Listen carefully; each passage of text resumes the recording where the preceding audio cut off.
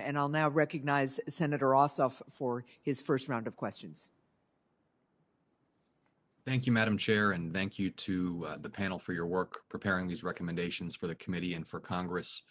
General Votel, I want to ask you about financial infrastructure and resilience in a crisis. We saw during this COVID-19 pandemic that the provision of emergency and swift financial support directly to households has been vital to sustaining an economy that was crippled by all of the mitigation measures that were necessarily implemented in response to the pandemic. Did your working group consider what changes may need to be made to our payments infrastructure or to our macroeconomic policymaking apparatus so that in a future crisis, whether a pandemic or some other contingency, if we need to swiftly get financial support directly to households rather than via the banking system, we can do so more efficiently?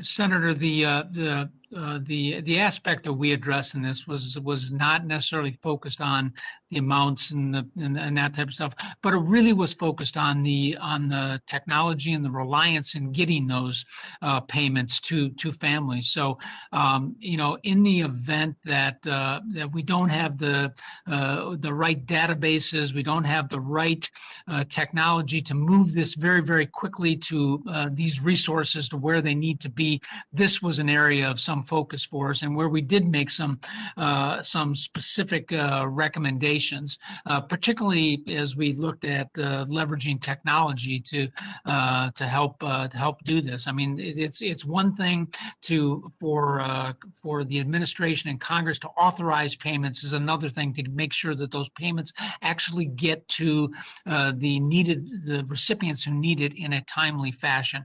And in this particular area, this is where technology can help us do this much faster and make sure that it gets to the targeted individuals who and families and others who require these payments.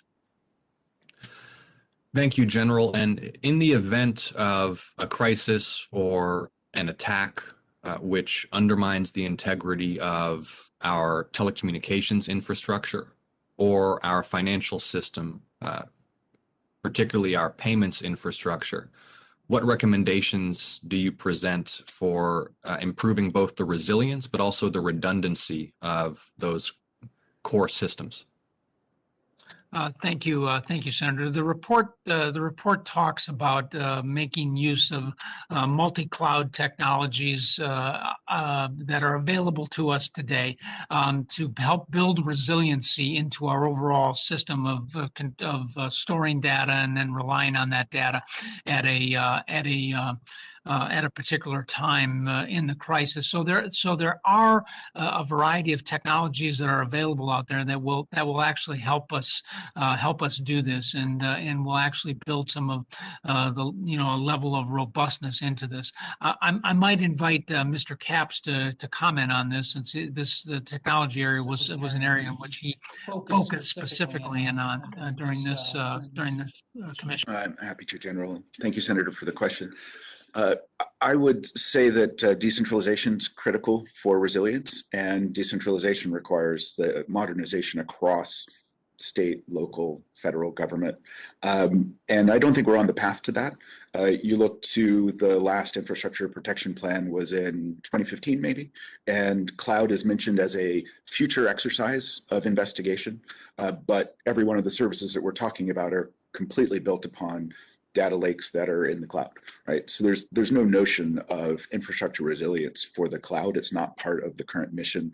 AI and ML aren't even mentioned anywhere on the CISA website. I mean, CISA is a fantastic organization. They work hard, but it's not part of their mission. And so I think we've got a lot of basic work to do to catch up to where private enterprise is first, before we start thinking about the next steps of how would we handle black sky post a well-built cyber defense. Thank you. Mr. Capps, while I've got you, any recommendations, or I would even invite speculation beyond the constraints of this report with respect to how mobile technology might have multi-band capacity in the event the predominant cell networks are deteriorated, and any comments on whether or not we need to enhance satellite communication capacity, the ability to use satellite links to generate more local networks, either via the cell system or Wi-Fi networks or mesh networks, so that we can have decentralized, effective communication in the event that some of the centers of our telecommunications network are degraded? Well, sir, that's a wide question. And I'll say that, I think we're seeing civilian advances in satellite communication. 5G is nothing but resilient. It's meant to have machine learning right in the radio centers so that it can adapt anytime systems go down. And you'll see this migration to mesh networks. When you think of Internet of Things devices, within a few years, we'll be to a million-ish devices on network per square kilometer in urban centers. And so if you think of the pure availability of radios, our job is going to be, let's make sure those devices are secure, which there's really no handling of that right now, which I could go into detail on if you'd like. And then open networks for 5G, like O-RAN, that allow devices to plug and play together. It's all about interface and letting them to communicate with each other so that they can be resilient. And then as we transition to edge computing, which is we've got cloud at the edge, that's going to allow that small town in North Carolina to be able to be completely severed from Amazon Web Services or whatever else, but still have plenty of data locally, plenty of computation locally, and be able to be functional if they need to be in a decentralized manner. Thank you. And I would invite, I think you touched upon this briefly, or at least referenced it, any comments or observations, conclusions, recommendations you have with respect to encryption on prevailing communications networks. And also, are there any lessons that should be drawn from the recent SolarWinds and Microsoft Exchange server breaches that touch upon some of the recommendations in the report, please? Thank you. Thank you, sir. I would start with, sorry, getting some cross-channel here. I would start with cyberspace as a sovereign entity, right? That's something that's difficult for us in the United States to think about. We grew up with the internet as a public space, but our competitors treat cyberspace as sovereign for their nations.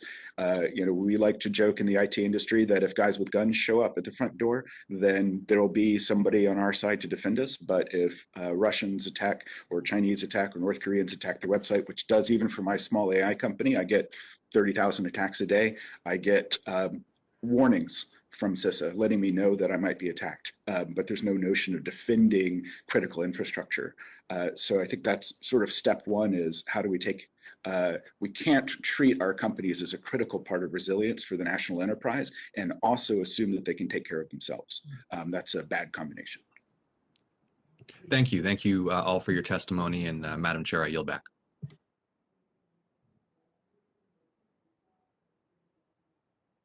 First round of questions.